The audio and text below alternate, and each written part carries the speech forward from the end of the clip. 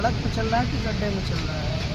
नहीं, यहाँ पे अभी प्रभारी मंत्री भी आई थी, वो भी कहीं कि विकास हो रहा है, नगर निगम लगातार कह रहा है विकास हो रहा है, जिला कलेक्टर साहब कह रहे हैं विकास हो रहा है। क्या लग रहा है सच में कि विकास हुआ?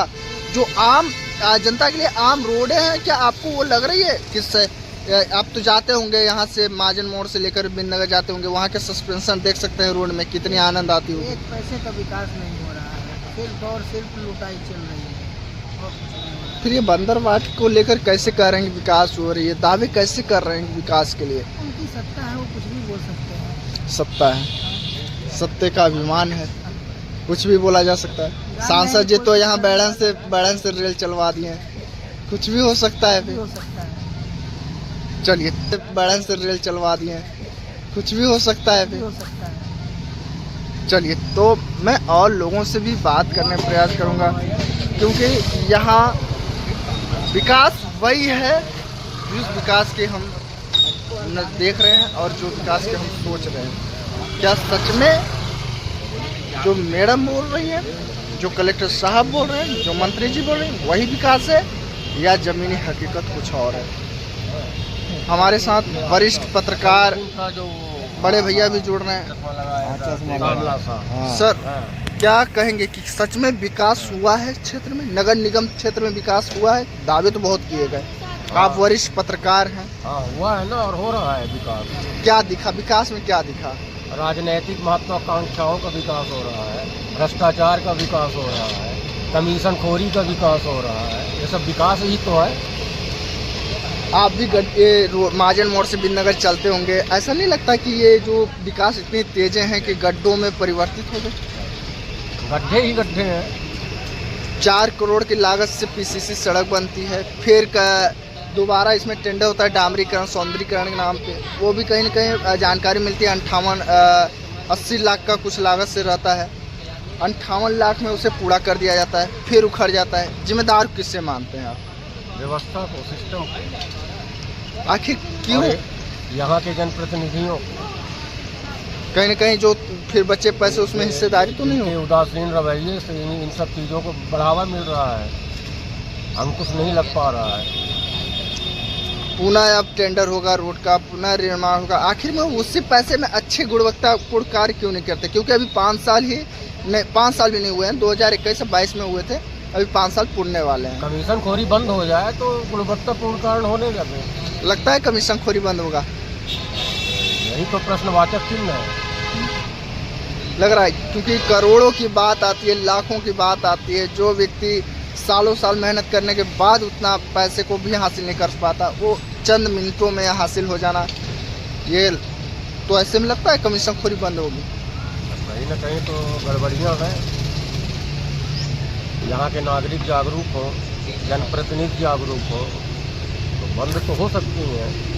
एक सबसे अहम मुद्दे की बात है ये जो अभी गैस पाइपलाइन बिछाई जा रही है, विकास के दावे किए जा रहे हैं, क्या सच में लग रहा है कि नियमावली हो रहा है? क्योंकि गड्ढे खोद दिए गए, अच्छे रोडों को भी जर्जर कर दिया गया, गड्ढे खोद के छोड़ दिए जा रहे हैं, पाइपलाइन फोड़ दिए जा रहे हैं, घरों में पानी चली जा रही है, कई दिनों तक नल जल योजना तक जो पानी जा रही है वो पहुँच नहीं पा रही है। इसमें जिम्मेदार किसे मानते हैं? क्या यही विकास है? अब जिम्मेदार तो जनता ही मानी जाएगी ना। ऐसे जनप्रतिनिधियों को चुन के क्यों भेज रही है जो काम नहीं करवा पा रहे हैं, कमीशन खोरी बंद नहीं करवा पा रहे हैं? हमारे और आपके वोट से दायित्व तो ले रहे हैं, जीत के जा रहे हैं, लेकिन कुछ नहीं कर रहे हैं, चाहे महापौर हो, चाहे परिषद अध्यक्ष हो। आपके अधिकारी भी तो इसमें फिर आ जाएंगे, अधिकारियों का भी तो दायित्व बनता है, कुछ से निरीक्षण करें, कार्रवाई करें, नियमों। अधिकारियों पर अंकुश कौन लगाएगा? नौकरशाही पर अंकुश लगाने के लिए ही तो जनप्रतिनिधि है। क्या फिर ये माना जाए जनप्रतिनिधि सोए हुए हैं तो वो तो अपना करेंगे ही काम जिनको करना है। तो क्या ये माना जाए जनप्रतिनिधि के कठपुतली हैं ये? बिल्कुल है। मैं इसमें जिम्मेदार जनप्रतिनिधि हैं। हाँ, सबसे पहले वही जिम्मेदार है, और सबसे पहले हम और आप जिम्मेदार हैं। क्यों ऐसे लोगों को निर्वाचित करके भेजते हैं? क्या विकास में जिस प्रकार से गड्ढे हैं, इसमें कहीं सबका योगदान भी फिर हो सकता है? क्योंकि इतनी अगर मौन साधे हुए हैं, बड़े हादसे को निमंत्रण दे रहे हैं, कार्रवाई नहीं हो, तो इसमें भी कमीशन खोरी हो सकती है। बिल्कुल, कमीशन खोरी तो हमेशा है। विशेषकर नगर निगम में तो चल ही रही है, टॉप टू बॉटम। टेंडर इनके सबके वो परसेंटेज फिक्स है। इनडायरेक्ट आप किसी से भी पूछ सकते हैं, वहाँ के लोगों से सब बताएंगे, स्वीकार करेंगे। आप वरिष्ठ पत्रकार निगम भी हैं। आयुक्त का अलग कमीशन फिक्स है, महापौर का अलग फिक्स है, परिषद अध्यक्ष का अलग फिक्स है।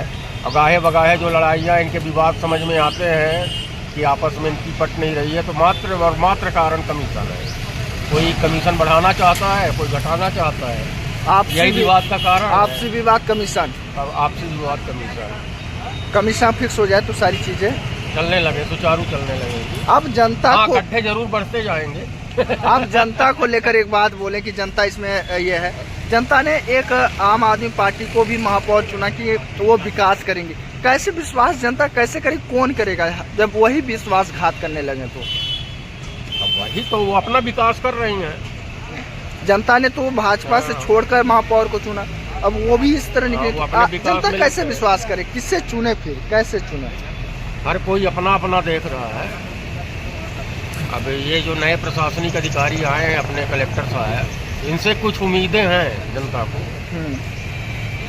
और जिस तरह से उनकी कार्यप्रणाली अभी तक है, तो लग तो रहा है कि कुछ करना चाहते हैं वो ईमानदारी से, बशर्ते कर पाए तो। कहीं अगर उनके ऊपर दबाव आ गया, या आता ही होगा निश्चित रूप से ऊपर से, तब वो भी पंगु हो जाएंगे। तो कंपनियों के मुद्दों पर तो ये अभी तक चुप्पी साधे हैं।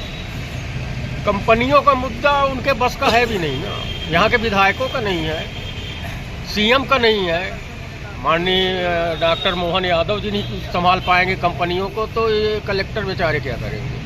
है ना? यानी कंपनियों की वो ऊंची तो डायरेक्ट पहुंच, वहाँ से है, दबाव में यहाँ पे काम चल दिल्ली से चल रहा है उनका, तो कोई कुछ नहीं कर पाएगा। चलिए, तो हमारे साथ जन आंदोलन कर सकता है, जनता जागरूक हो जाए, आंदोलन छेड़ दे, और सटीक आंदोलन छेड़े तो अपने आप रुक जाएगा। क्यों? शशि भाई भी हैं। शशि जी, क्या कहेंगे? आपने काफ़ी समय से पत्रकारिता जगत में रहे, क्या अभी तक आपको क्या अनुभव लगा, पहले और अब की अपेक्षाएं क्या हैं?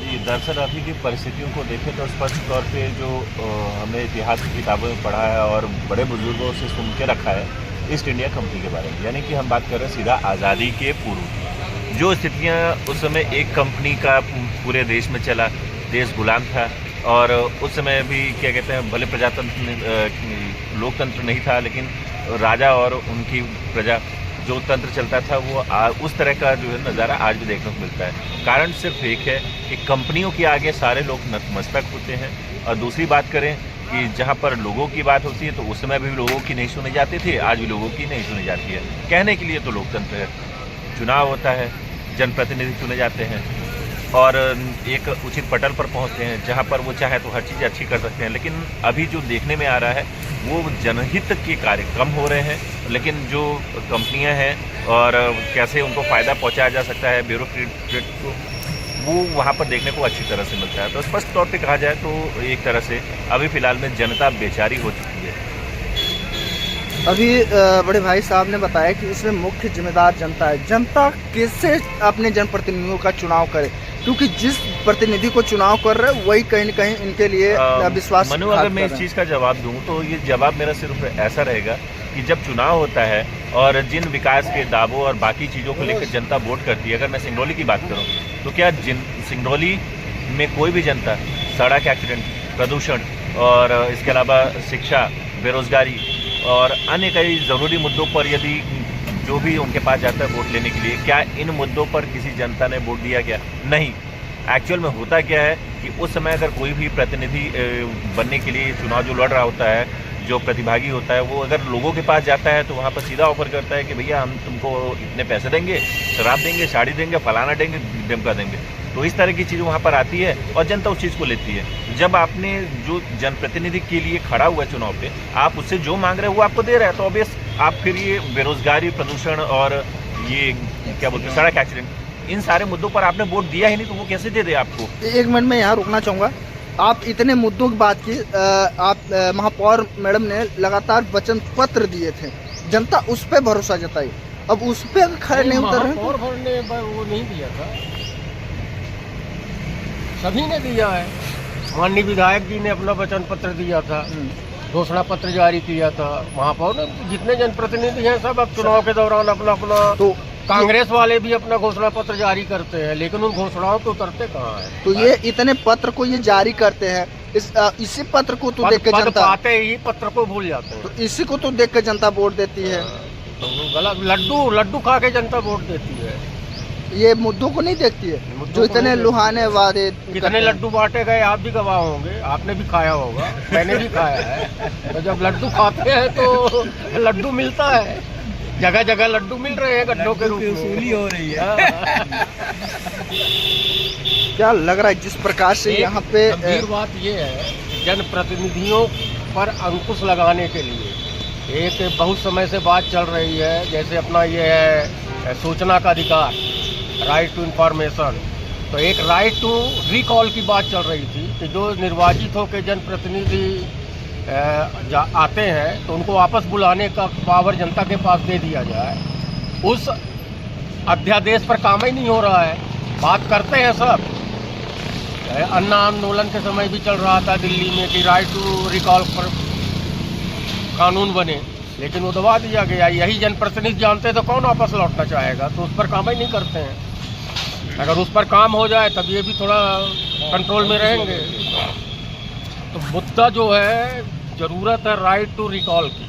अगर ये अध्यादेश, ये कानून बन जाए तो ये माननीय जनप्रतिनिधि गण भी जो फिर हवा में उछलने लगते हैं तो ये जनता के कंट्रोल में रहेंगे। सही है। क्या कहेंगे जिस प्रकार से लगातार क्षेत्रीय विकास को लेकर दावे किए गए? हम रोड की बात करते हैं, स्मार्ट रोड जो बनाई गई थी उसमें काफ़ी बड़ी अगर बात करें तो लागत कई गुना दिखाई गई और काम कहीं कहीं बहुत कम हुआ, गुणवत्ता विहीन काम हुआ, कुछ दिनों में जर्जर हो गई। जिम्मेदार कौन है, क्या इस पर क्यों कार्रवाई नहीं हो रही, इस पर थोड़ा चर्चा करना चाहेंगे। अगर हम इसको आमतौर पे एक नॉर्मल भाषा में समझे तो इसको हम कुछ इस तरह से समझ सकते हैं कि जब हमको कोई चीज़ बेहतर दिखानी होती है, खुद को बेहतर दिखाना होता है, हम क्या अधिकतर लोग क्रीम पाउडर यूज़ करके एकदम बेहतरीन हो जाते हैं। तो क्या वो पूर्ण तरह से मतलब पूरी तरह से ये चीज़ रहती है कि परमानेंट, हाँ बिल्कुल क्लियर ही हो गया। ठीक उसी तरह आप रोड की बात करते हैं, भले ही भोपाल से स्मार्ट रोड या बाकी चीज़ों के लिए यहाँ पर जो है रोड बनी, लेकिन उसका सिर्फ इतना था कि गड्ढों को हम छुपा दें, रोड बराबर दिखे, दैट्स ऑल। अब उसमें गुणवत्ता है कि नहीं ये सुनिश्चित करना किनका काम था? वो काम था अधिकारियों का। फिर दूसरी इसमें जवाबदेही जनप्रतिनिधियों की भी कम नहीं थी, उनकी जवाबदेही थी कि जो काम हो रहा है वो गुणवत्ता पूर्ण हो, लेकिन ऐसा हुआ कुछ भी नहीं। तो इससे साफ तौर पे लगता है कि चाहे नीचे से लेके ऊपर तक की बात हो, सब एक ही थाली के चट्टे बट्टे हैं। परिषद से जुड़े हुए हैं आप भी एक जिम्मेदार नागरिक हैं, लगता है कि जिस प्रकार से यहाँ दावे किए गए, जिस प्रकार से वादे किए गए, जिस प्रकार से हेडलाइन बने लोगों जहाँ के जिम्मेदार अधिकारी जनप्रतिनिधि, आपको लगा ज़मीनी हकीकत वो चीज़ें यहाँ पे दिखी? जो वादे किए जाते हैं, जो इनका घोषणा पत्र होता है, जनता उस घोषणा पत्र को देख के वोट करती है, चुनाव करती है और जनप्रतिनिधि को जिताती है। लेकिन वो घोषणा पत्र जीतते ही जनप्रतिनिधि भूल जाते हैं कि हमने कुछ घोषणाएं की। और रही विकास की बात, तो विकास में इतना विकास हुआ, मेरे को लगता है अरबों खरबों रुपए का विकास हुआ, लेकिन वो विकास फिर से ढह गया, फिर उसमें अरबों खरबों लगेंगे, फिर वो ढह जाएंगे। ऐसे विकास का आप क्या करेंगे? उसको न जनता यूज कर पा रही है, न शासक यूज कर पा रहा है, न कर्मचारी यूज कर पा रहा है। तो इसका जिम्मेदार कोई एक व्यक्ति नहीं है, जनता भी है, शासक भी है और अधिकारी भी।